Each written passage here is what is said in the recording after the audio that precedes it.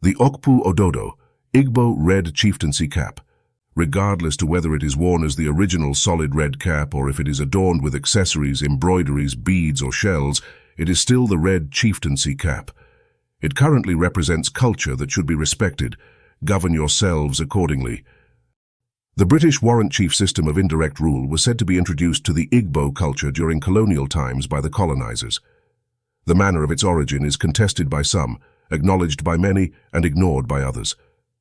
The British employed a policy of indirect rule in which existing indigenous chiefs helped to govern Britain's African colonies. The red cap was used as a method to identify the leaders of specific groups. This occurred in the regions that the British colonized all over Africa.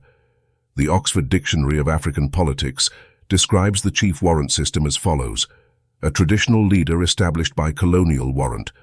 Under systems of indirect rule, colonial regimes co-opted pre-existing authority structures in order to maintain political control.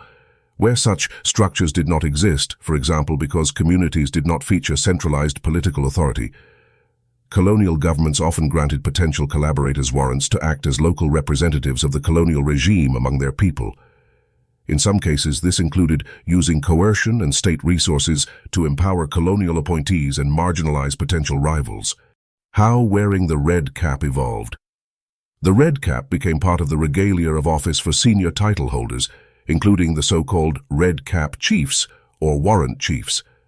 More recently, concern has been expressed that this symbol of authority is being worn by those who have no right to wear it. The red cap, worn by chiefs in Igboland, symbolizes authority, tradition, and culture. It also represents the institution of leadership, authority, and power in Igbo culture.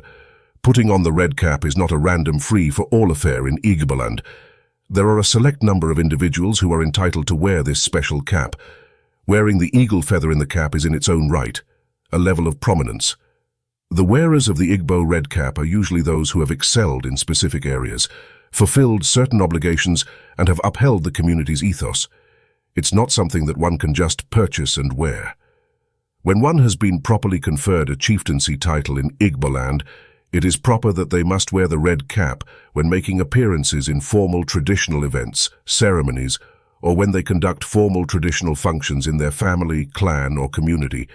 Different cultural experts often stress the need to preserve such sanctity of the Igbo red cap in their morals and ethos. They say that this cap has been a real symbolic feature of the rich Igbo culture over hundreds of years, and it should be saved according to all the rules and traditions. Regardless to whether it is worn as the original solid red cap or if it is adorned with accessories, embroideries, beads or shells, it is still the red chieftaincy cap. It currently represents culture that should be respected. Govern yourselves accordingly.